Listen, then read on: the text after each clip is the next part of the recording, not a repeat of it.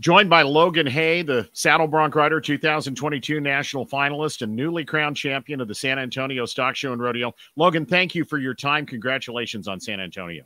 Hey, thanks, Steve. Thanks for having me. What a rodeo to win, huh? Your first crown in San Antonio.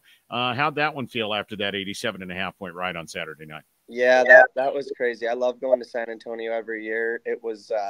It's always been a good rodeo for me. I actually got my first 90 ever there. That was like one of the first big short rounds I ever made on my rookie year. And yeah, to get the win there is crazy. I remember going there when I was little, watching my dad there, and my Dawson actually won the sheep riding one time, and I'll never forget that either. And we just had a lot of great memories there, and to win the Bronc riding there is pretty cool. You were 85 to win the first round of your bracket. You were 80 to place in the second round of your bracket, 82 to place in the third round of your bracket. So you had $6,000 coming out of the brackets, and ended up advancing on out of the semifinals. And then you got on Calgary's Tokyo Bubbles 87.5 in the championship round on Saturday night. They do something interesting for you guys in San Antonio. They let you draft your horses for the finals. Was Tokyo Bubbles the horse you wanted to pick? I seem to remember reading something about you were a ways down in the draft order and that horse was still there. Was that your plan? Yeah, so it's pretty cool in San Antonio. It's just a random draw. It's not based on anything. They're just picking out of a hat, and whatever order you get picked in, you get to go pick a horse, and it's kind of cool. You get to pick one that can kind of suit you a little bit better. It's still, a random draw because no one's it's not a set list or anything. It's not based off money won or anything like that. But I believe I was 7th or 8th pick, and I kind of had made a list of how I would pick them in what order I got drawn. And Tokyo was a little ways down there. I know she's still a great horse. And I mean, that just kind of goes to show how many great horses are in that short round. There's just so many. Every one of them's a TV penner. You're going to see them in the 10th round of the NFR, almost every horse that was bucked there. So you're not going to be upset with any of them. But Tokyo was a ways down there. I had probably 4 or 5 other ones that I had picked ahead of her.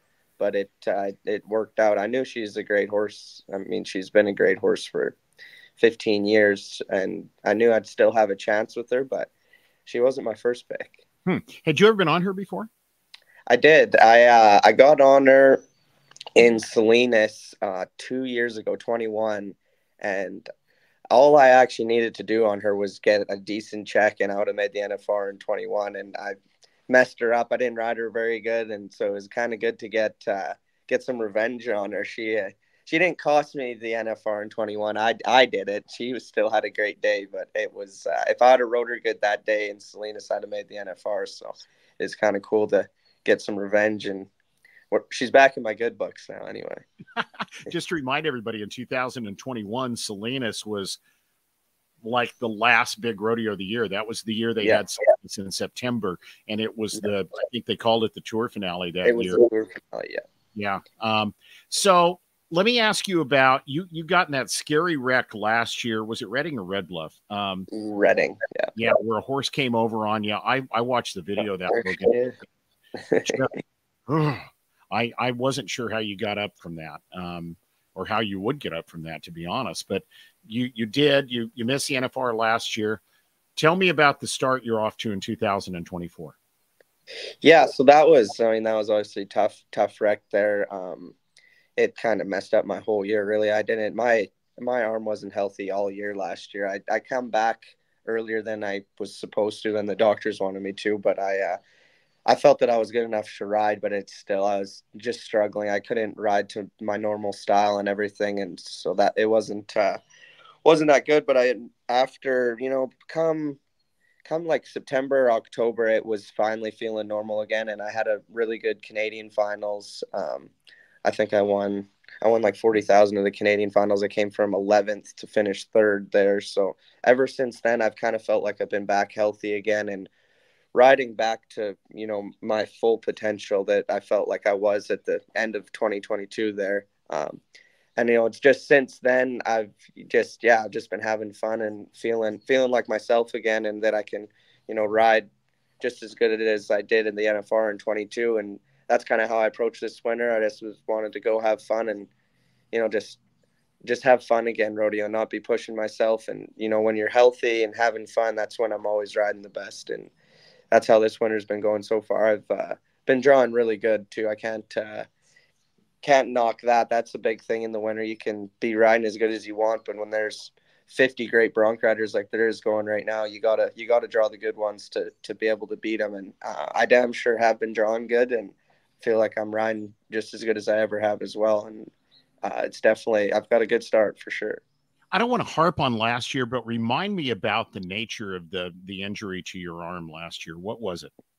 Yeah, so I had a horse flip on me, and the swells in my saddle landed right on my elbow, and it broke the tip of my elbow off, and then I ruptured my UCL, which is a ligament in your elbow. Pitchers tear it all the time in baseball, and so I had to get the Tommy John surgery, is what it's called, to repair that. And also I had to get, I've got a plate and 6 screws in my elbow. It's the tip of my elbow, actually. My tricep pulled it up halfway up my or my top of my arm here, and so I had to pull my elbow down, screw it all in, and it was a bad wreck for sure. But I was pretty blessed. The head of the sports medicine there was also turned out to be an elbow specialist surgeon, and so he seen me that night, looked at my elbow, and I had surgery the next day and was back at the rodeo the very next day, like surgery fixed up and everything. It was pretty crazy. So I'd like to thank all those guys that did that for me, and they helped me out a lot over there. Do you ride right-handed? Yes, sir. Yeah. Would it have made any difference if you rode left-handed? Oh, it would have been a world of difference. Yeah, because I could have got by with my free arm being injured. Like, I mean, it would have sucked to land on it, but I had to wear like a bareback riding brace on my arm, which like restricted the movement in it, and it was incredibly awkward.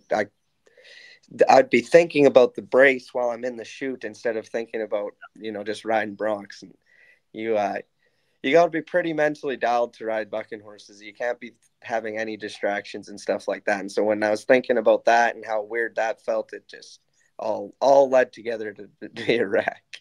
Okay, so this might be Steve's dumb question in the interview, Logan.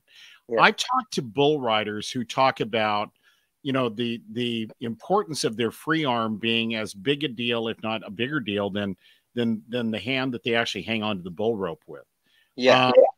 Is that true in the bronc riding too, from a balance point, or is it not? It is in a balance point, but it's not quite as bad as the bull riding, because the bull riders got to use their free arm a lot. Like, that's where they're making their big moves to stay in the middle, where like we just want to hold ours just to keep our shoulders square. Like, we're not having to get into the well or try and keep elbow down and get. I don't know much about bull riding, but I know for sure I would have rathered.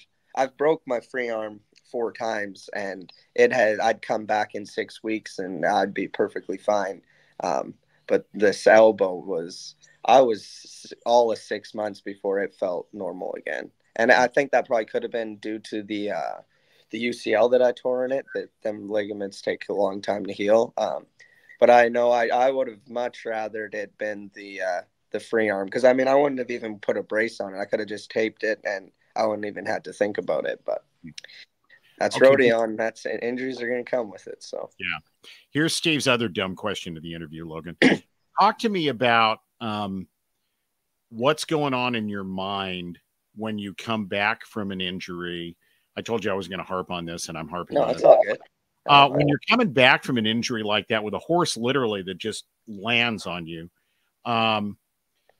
when you get back on your first couple, do you have to – I'm not sure I'd be brave enough to do it. What's going on in your mind to pull that off? Yeah, it's nerve-wracking. I mean, when a guy gets hurt, like, I mean, I just sat on the couch and I watched, you watch all your buddies doing good, and I had to miss the whole 4th of July run. So, I mean, I watched a lot of rodeos, and, it makes you crave it a lot. You're sitting there just wishing you could be out there. But when it actually comes down to it, and especially this injury, because I came back, the doctors told me that I shouldn't be getting on for 3 months, and I got on in 5 weeks after my surgery, which was a little bit. I probably should have waited and made sure it was healthy, but that was kind of a bit sketchy, you know, because I'm saddling my horse and I was second guessing if my arm's healthy enough, if all this is good. And the first few I come back on actually went pretty good. I got on in Pinoca 5 weeks later, and I was half a second away from winning the long round there. I made a really good ride, and he bucked me off right at the whistle. And then I took another 2 weeks off because I realized my elbow was not quite ready. And I came back at Calgary, and they run me in one of the hardest horses in Canada. One more reason. That's my one that I get to come back on. And fully healthy guys don't like getting on her. She's a handful, bucks everyone off, and that's what they get to warm me up with. And I was 87, won the round on her in Calgary, and everything was going all right. And that kind of helped me. You know, I came back, I rode one of the rankest horses going in Canada. And so I knew that it was, you know, I could do it, but it still was you're still just fighting your head. And, you know, I wasn't riding like I normally did. And then, you know, you start blaming other things like your saddle and everything, but it comes down to you not being as healthy as you can be and second guessing yourself. You can't second guess yourself in bronc riding. I've said this dozens of times. If I were a doctor dealing with rodeo athletes, if I thought you needed to be out for 3 months, I'd tell you were out for 9. Yeah. Back early. Yeah.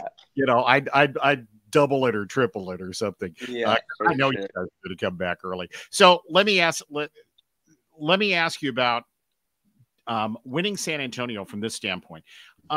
You made the NFR in 2022. And we talked about this before the interview. You had a ginormous month of July, including winning Calgary. How have you done at the winter rodeos through the years? You're getting ready to go to Houston in a few days. How have you done at the winter rodeos through the years? So I was actually thinking about that before the short round in San Antonio. I've been notorious for having not great winters. In 22 there, like I set my goal is to be in the top 15 at the beginning of the year and stay there throughout the year, because I missed the finals in 21 by like $1,500, and you know, I kind of stung. And so that's what I set my goal as. And I had a decent winter. I broke my ankle in Mercedes in 22 there, and I think I was 14th when I broke it. So and then I came back, and it wasn't long after I come back that I got back into the top 15. So I kind of kept that goal. But I was thinking about that the other day before the short round in San Antonio. I've never won a big rodeo. I've never even placed in the short rounds good at a big winter rodeo. I've had last year, I think, was my best winner, and I won about 35,000 or something before. So I'm already having my best winner to my career so far, and I haven't even gone to Austin, Houston, San Angelo, any of them yet. But yeah, no, I've never ever got a big check in a short round in the winter rodeos. I've made a few of the short rounds, but never got a big check, or definitely haven't won one. Logan right now is number 5 right now in the PRCA's world standings, according to ProRodeo.com. So let me ask you about going forward now. You've got Houston coming up. You will be in the second Super Series in Houston that starts, I think, on Monday. Monday or Sunday, I forget which. Yeah, Monday. Third, I think I'm the third Super Series. Yeah, third Super Series. And then after that, you're going to the American. You and your brother Dawson both had really good luck in that Contender Series format that they put together for the American this year. Yeah. So it's pretty exciting. Me and Dawson both have a chance to ride for $1 million there. Dawson's always had good luck at the American, and I've only ever rode there once. I rode there last year, and I didn't ride very good, so hopefully I can redeem myself. But pretty cool. To get to the American, I mean, we've already had to get on. I've already been on 5 Broncs before I even got here, so it's a long road to get there. A lot of things got to fall in the right place for you to go, but it's pretty cool that, you know, me and Dawson both got a shot at the $1 million there. So you won the regional. Was it Oklahoma or Kentucky that you won the regional? Kentucky. Yeah, I won Kentucky and Lexington there. Yeah. Yeah. And then Dawson won the event, they called it the Contender Playoff Finals. Yeah. In Abilene back the second weekend of February. So what are you guys going to do if you split the million? If you both tie with like 90s, what are you going to do? That would be cool if we split it, but they're going to make us ride off. So that, I don't know, we're going to have to ride off just like Dawson did last year. Oh, that's right. I forgot about that. Dawson wasn't. So I don't know if either one of us won it. Arlington better watch out that night. Tell me about it's hard to talk to you guys even today after you and Dawson have established such a great identity and have done so many good things already without the subject of family coming up. There is a third brother who's a pretty good bronc rider too. Your youngest brother is in college right now. And of course, your dad, Roddy Hay's a legend. In your family, is saddle bronc riding the dominant conversation at the dinner table on every holiday? I mean, how does this all work in the Hay family? Yeah, it is. Yeah, everyone wants to know like how when we get back, they want to hear about all the stories and everything. And that's we do talk about it a lot. But sometimes even when we get home, it's nice to take a break from rodeo and talk about other stuff. But that doesn't last very long. Even when we're at home, where Roddy raises bucking horses, and so whenever we all get home, which is very rare anymore that we're all there at the same time, lots of times we'll go to practice pens and we go check out Roddy's new colts. And the youngest brother, Devin, he's usually getting on them, and he loves when we get to be around there, as he hasn't he likes to get the tips from us and stuff. Like, we don't get to watch him ride a lot like we used to anymore, as we're all rodeoing and he's going to school in Casper. So it's definitely the prominent thing that we talk about for sure. How long's it been? I'm being nosy. How long's it been since you guys were in the practice pen and Rod said, "Oh, good Lord, what are you doing? Here, I'll show you how to do it," and threw a saddle on and got on a horse? I mean, did that ever happen with you guys? It never did. I really wanted to do that. I would have loved to go into a rodeo with Roddy, but we got on our first ones. I got on my first ones in 2013, and Roddy didn't get on another bronc after 2010. He broke his leg real bad in Innisfail. But I would have loved to do it because he tells us a lot of pointers, and some of his advice is kind of old school, and he still tells it to us. But I'd like to. Sometimes I wish I could have just been like, "All right, Roddy, you want me to do that? I want to see you do it first. And you think you can ride that one like that? Show me." Yeah. It's okay. When you say his advice is old school, how much has the bronc riding changed? Are there some noticeable changes in style and technique? And for sure. Yeah. And even just in the saddles anymore, like our saddles sit a little higher. And so you'll notice we ride a lot more back in our saddles. So like when I say Roddy's advice is old school, he tells us he always went a real short rein. And that's how, like, he liked getting pulled on and having his upper body a little more forward, where even just in our saddles and the horses that we're getting on right now, it doesn't work. We've got to have more rein so that we can stay back. And I think it looks a little more flashy and stuff. They could get away with chopping some horses off, and they had lots of their horses they had were some ducking and diving, real hard to ride stuff. And they had to do stuff like that just to get away and spur them. And their saddles they actually helped you to be a little bit more sitting up because they pulled down so low compared to ours. But just, the styles and even the bucking horses and everything's evolved so much. It's pretty crazy. Roddy, he always says that. He says, our hopper pens, or the pen and ice horses at the NFR, is what their TV pen looked like 10, 15 years ago. So everything's evolving, and but Roddy still sometimes likes to throw in that old school advice. He likes it when we go short rein on some of them horses. Yeah. It's funny because I go back every once in a while, and the Cowboy Channel from time to time will run, old NFRs from the 90s or the 2000s, and you really do see the great horses then, I've always contended, would still be the great horses today. Yeah, for sure. So many more of them. That's what we talk about too. I mean, there was dang sure, 2 or 3 that would fit in with our 2 or 3 best ones, but there's just the amount is way, way more. Is there one ride you look back on in your career, Logan, and say, that's the best ride I've ever made? Well, I mean, the world record, definitely. I mean, that was one of the best rides of my career, but the very best ride, I honestly think one of my favorite rides is when I won Calgary. I had to go first, and I knew I had to lay it all on the line, and that's one that I felt like I really stomped that one. I didn't mess up at all. My world record ride was real good too, but I mean, it was a fist fight, and it could have went either way both the whole time. I could have went down, and in Calgary though, I felt like I was in complete control the whole time, and that was one of my favorite ones, and as well as my first NFR round win too on Larry Culpepper in round 5. I also had to go early, and I knew, in the TV pen that you're going to have to do something pretty special to even think about getting a check. And I think I was third out, and I still won the round there. So that was a pretty cool one for me too. One round 5, one round 6, and then you were 90 in round 7, if I remember right. Yes, sir. Yeah. Take me back to the world record ride. You actually got on a great bareback horse, right?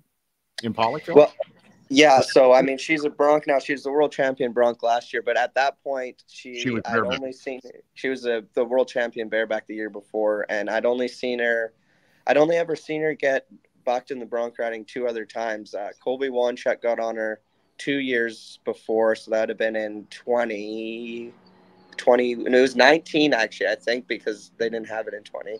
And so he got on her there, and she jumped him. It made him look a little silly. She bucked it real hard. And then Zeke had her there the year before in Pollockville, and it was the rankest horse I'd ever seen in real life before. So I knew I had to take her, and it was pretty crazy there. Colby was already 94. He was 94 right before me. He made a really, really outstanding ride on Wild Cherry, and I was pretty pumped up. And it's not a big crowd there, but it's a very intimate crowd. There's probably, I don't even know, 2,000 people there maybe, but the entire buck and shoots is filled up with every bronc rider. Yeah. And so I got to go last, and just the build up and everything was crazy. And I knew once I made the whistle on her, I was going to be a lot, and I was 91 in the long round, so I didn't need a huge score, but I still had to be 92 or 3 just to win it. And everybody threw their hats on the back of the chutes, and it was pretty crazy moment. 95.5 on Explosive Skies, which is, as Logan said, now an award-winning saddle bronc horse, and was at the time a great bareback horse. Pollockville is interesting. I've never been there, but everybody I've ever talked to about it says basically it is a big open field. Yeah. There's a town of like 8 people. And they put on this incredible bronc match. I want to go someday. Yeah, it's you're literally just driving down a dirt road, and then this arena pops up out of nowhere. Like I don't even know what the closest town is. It's a long ways away, and they've just built an incredible bronc riding there. The Calgary Stampede horses, the ranch is right there, and I think that's why them horses are so good there. They're feel like they're right at home. They literally are. I think they're 30 or 40 minutes from the arena there, so they feel like they're at home. And it's kind of something you got to experience in real life, because I watch videos and everything after, and it takes away from actually being there. It's a real small arena, and it's kind of built a little bit uphill, and I don't know, the horses stay tight, and if a horse is going to have his best day, it's going to be in Pollockville. I have kept Logan way longer than I asked him for, but I do have a couple of final questions for you. I've long had a theory, Logan, and I think you'll probably agree with me. One of the reasons there's so many good saddle bronc riders coming out of Canada, you guys have got a lot of great horses up there. There are great horses in the PRCA on both sides of the border, obviously, but you got a lot of great horses up there. Oh, for sure. Yeah. And even lots like our contractors alone have great horses, Calgary, Outlaw, Wayne Vold, C5, Moxad, like they all got really good bucking horses. But it comes even we've got a lot of guys that are raised bucking horses up there. Like you'll see the Benny Binion sale in Vegas. Half them horses that get sold there come from Canada, and so we've to get brought up with that. You know, in all of our practice pens, we've got to get on great horses. We've got great pickup men up there, and I found it's a lot easier to go to a good practice pen. You know, you've got NFR Bronc Riders there helping you out. You've got great pickup men. It's the safest practice pens you can go to, and the environment at them, like, shoot, we still go get on at them. Me and Ben went to 2 or 3 this winter, and you know, it's just fun still. I like going to them. It's a great environment, and then, you know, the kids like coming too. I mean, they're seeing all of their, you know, heroes get on right beside them, and you know, we're helping them, and it was the same thing for us. You know, Leighton Green and Zeke were all getting on when we were starting out, and that's kind of what fired us up. You know, we see them guys go and winning the biggest rodeos of the year, and then they're sitting right beside us, you know, getting on in the practice pen with us. So it kind of fires you up, and that the environment up there, it's pretty cool. Just to remind you, in 2022, the Hay boys won 40% of the go rounds at the NFR. Dawson won 1. I thought he should have maybe set a record on that ride. And yeah, I think so too. You guys that had to be a lot of fun. Oh, that was so much fun. Yeah.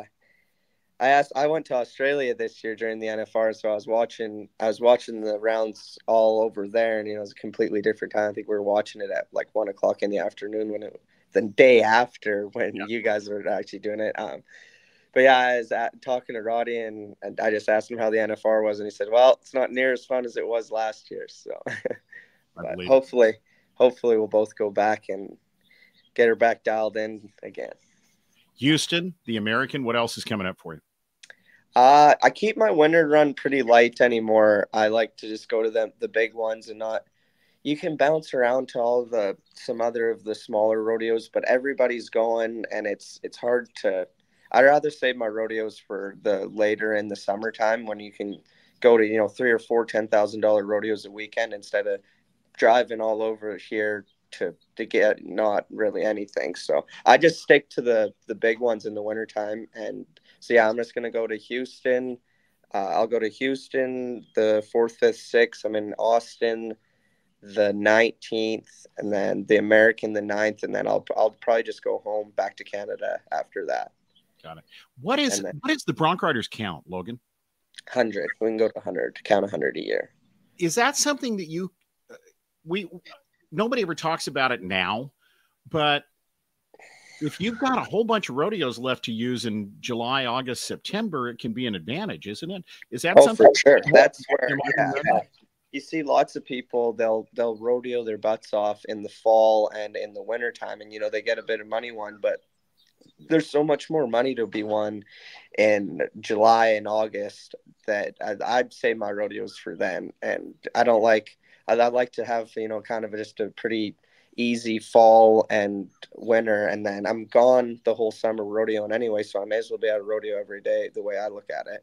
And so I kind of save them for then. And yeah, if you can save some rodeos, like that's come September, that's what everybody's worrying about. You know, they're looking at their count, they're trying to figure out what they can enter, what they can't enter. And so I like to have a bit of a surplus then, so if you need it, you know, I can go, if I need to make a push, you know, for the bubble run, I have rodeos to do it with then. And if not, then I'm just going to go to the big ones and, you know, just take it easy. Hopefully a guy has it made by then, but I like to leave myself some room to do that. And being that, you know, having a good winter definitely helps that. If you don't get qualified, if you don't have a good winter, you've got to go to some more rodeos because you need to get your money up to make sure that you keep getting into everything. So having a good winter just sets you up to give yourself a cushion like that anyways. Yeah. Okay. I promise. Last question. And this is fun with this one if you want to. You and I talked beforehand. You are traveling a lot with Ben Anderson, who's been in a couple of times. Q Taylor, great young Bronc rider, Canadian, came to the States, went to college in Casper.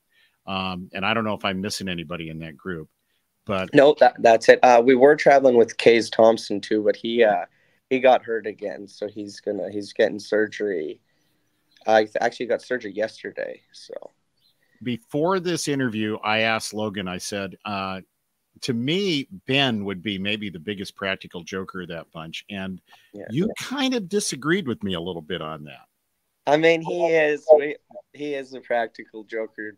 Me and him will stir each other up, and we'll definitely get some jokes going. And Q's kind of just the innocent bystander. He'll definitely get in on him with us. But if you add me, Ben, and Dawson, if we all three get together, there's some mischief's going to happen. Got it. I understand. Logan, congratulations on San Antonio. I literally asked Logan for 5 minutes, and we've gone for half an hour, and I really appreciate it. Thank you so much. Continue to good luck in Houston. Go win a bunch at the American. Hey, thanks, Steve. It's good talking to you. Logan Hay, the champion of the San Antonio Stock Show and Rodeo Saddle Bronc Riding, joining us on the Steve Kenyon Podcast.